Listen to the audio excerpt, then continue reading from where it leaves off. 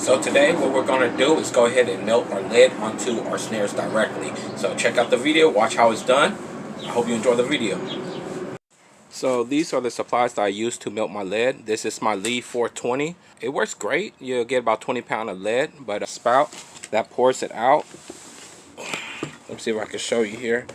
That spout right there, it's not very useful. Clogs over time. Even if you clean it, maintenance it, still doesn't work well. So you got to use a spoon in order to go ahead and get the lead out. But that's my lead 420, and it works pretty well to melt the lead. Now, when it comes to the lead, they don't come in small size like this unless you buy them like that, but then they tend to cost a little bit more. The one that I get normally comes in like a 50-pound brick. It's a big brick. I would have to melt the brick and then flux it out, get all the impurities out, and then pour it into smaller molds like this right here or this in order to get it down to this size right here. So that way when it's time for me to melt the lead and pour my cast, I can use smaller leads to put it in, so a little bit easier. So that's what you have to do. And I have my bucket here with a towel, a very damp towel with a little bit of water underneath it to keep it moist. Over here I have my molds. I have a metal tray to put on top because when it gets too hot, you know, anything, if you have a plastic table that you're working on, the plastic can melt. So you want a metal to put something on top to prevent the heat from getting under there.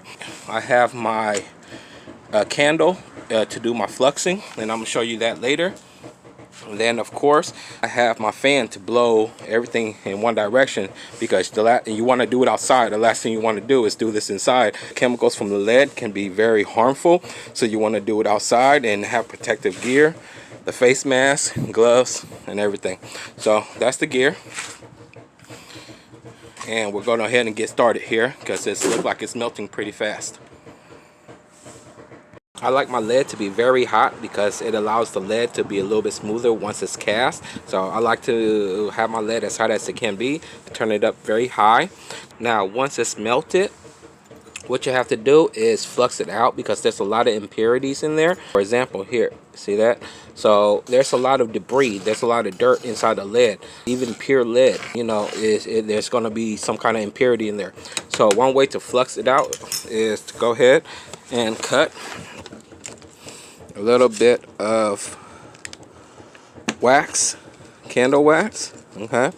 And then what you want to do is go ahead and throw it in there, and what this does is create a heat. It will flame up and bring all the impurities up so you can scoop it out. Wax is one of the elements you can use. Another one is wood shavings. If you have a lot of wood shavings, that'll work as well. Mix it up in there. All right.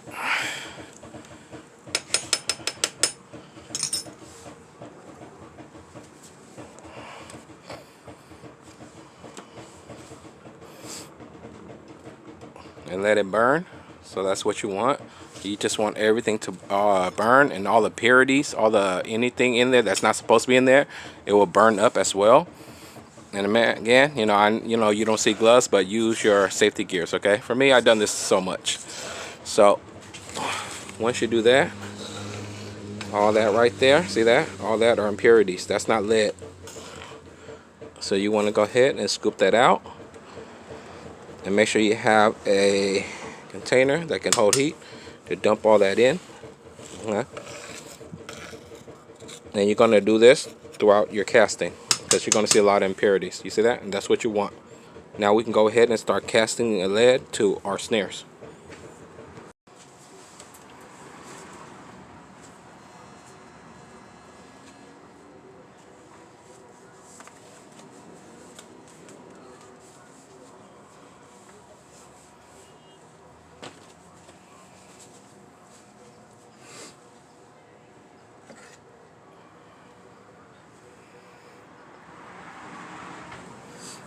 Now, in order to get the weight that you want, what you want to do is play around with it and measure it with your spoon, okay? What you want to do is scoop a whole spoon of lead, pour it into a mold, take it out, put it onto a scale, weight it, and see how much it weighs. And that's how you can tell by a spoonful. You can get 8, 9, 10 ounces, half how much weight it is, 3/4 full, you get how much weight. That's how you, for me, that's how I measure the weight. If I do a full spoon, I get roughly about 10 to 11 ounces of weight. Okay, so I tested out before. I go ahead and do a whole spoon.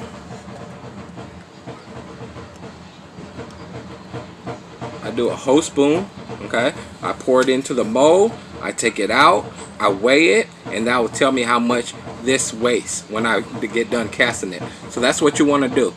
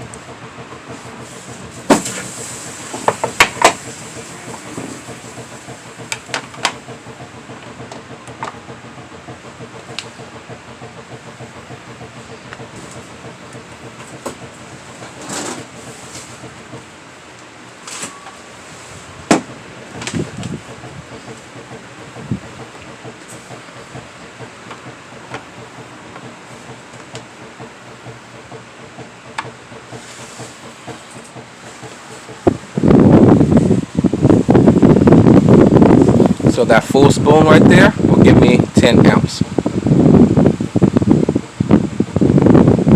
Okay, so if I want 10 ounce, I do a whole spoonful. If I want to do less than 10 ounce, I make sure the spoon is not too full. That's how you weigh it out.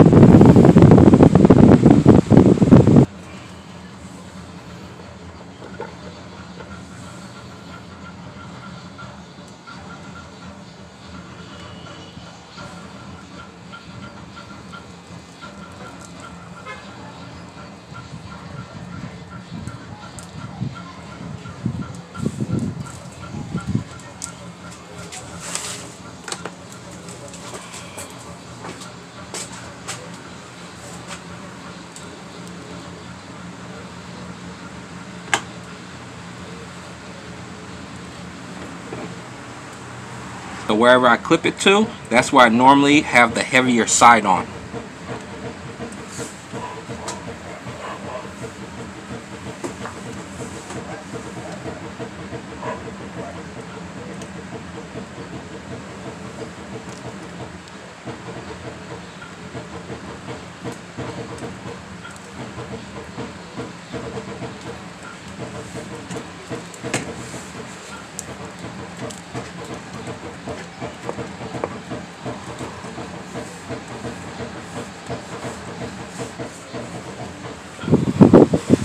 Now what I do is I go ahead and take it out of the mold. Okay. And I drop it in the water. And just let it sit there. Let it cool off. The reason why you see a lot of smoke is because this is coated with PVC. So the PVC is actually melting into the lead, which holds the lead a little bit better. Okay, so that's why you see a lot of smoke. But if you have straight steel galvanized with nothing coated, you won't see this much smoke.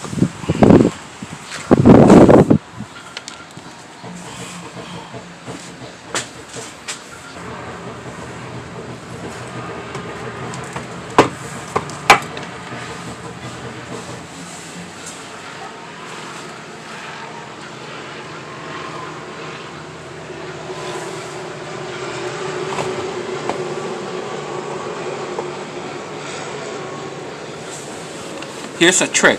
If you forgot to make it slope on one side so it can be heavier on one side, here's a trick to do it when you cast it. What you want to do is put something underneath your mold, and this right here, well, what it does is allow it to lean to one side and make it heavier on one side. So again, you always want to make the heavier side on the side that you clip your cage to. So this is my heavier side. I want everything to dip down like this. It's going to be heavier on this side.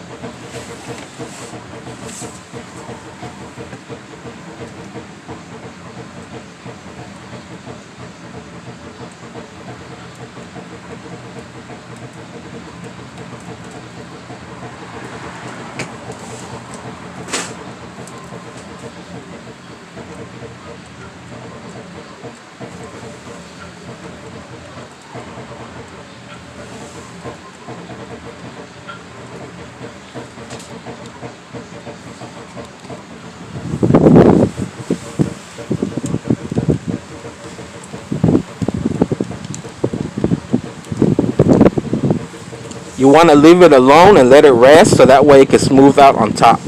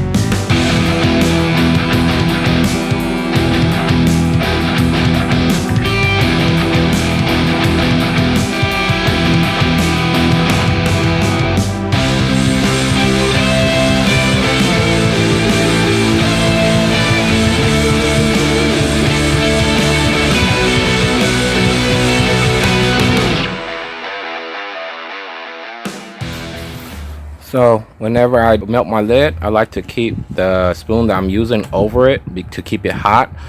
If you don't, if you leave it down here, it cools off, or it cools down, and then when you stick it in, it cools the lead, so therefore the lead will stick onto your spoon. So what you want to do is keep your spoon over your melter to keep it hot, nice and hot, so when you pour it in, when you scoop it in, your lead stays hot.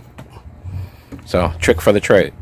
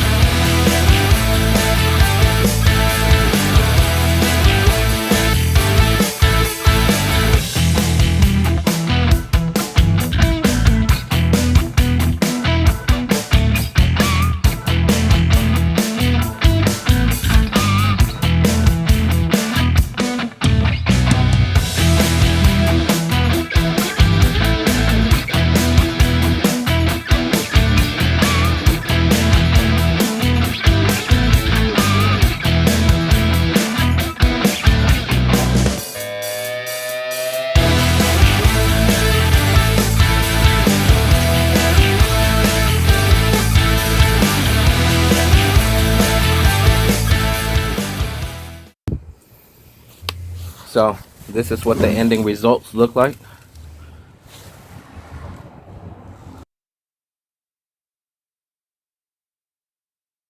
So we got most of the snares cast.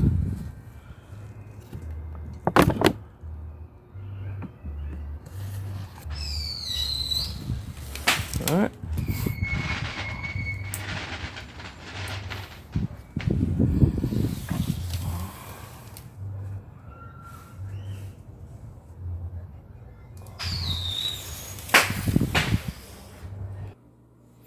Okay, now that you casted your lead onto your cage, there's an extra step that you can take if you want to, which is to sand it down and make it smoother on all sides. This is pretty smooth as it is. Now, if you want to take that extra step, if you want to buy the extra tool and you have the time, you can go ahead and sand it down on all sides to make it a lot smoother, okay, and make it look a lot prettier. To me, I don't do that. I don't feel the need to. It's pretty smooth as it is, and you know, that just takes more time into making it. Again, when I did everything full scope, from sanding down the cage to sanding down the lead, taking these extra steps, they just take way too long to make a snare. So for me, wise, I don't do that. But if you want to, again, you want to spend the extra money, get the extra tool and the extra time to sand it down, you're more than welcome to. But the final product looks like this. You see how it's thicker on one side. This is the side that I'm gonna cast out to make sure that it goes out a lot further. And you're gonna see a lot more down the line and me explaining why that makes such a big difference. So that's the lid.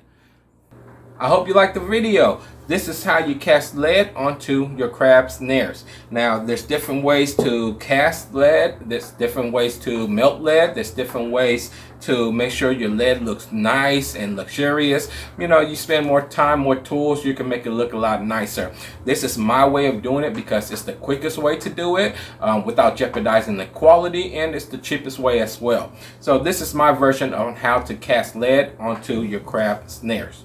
Okay, now on my next video, what we're going to do is look into putting loops onto the snares, and that will go into details because there's a lot of science that come with it to make sure your loops works correctly. So make sure you catch my next video on how to put loops onto your crab snares. Okay, until next time, peace out.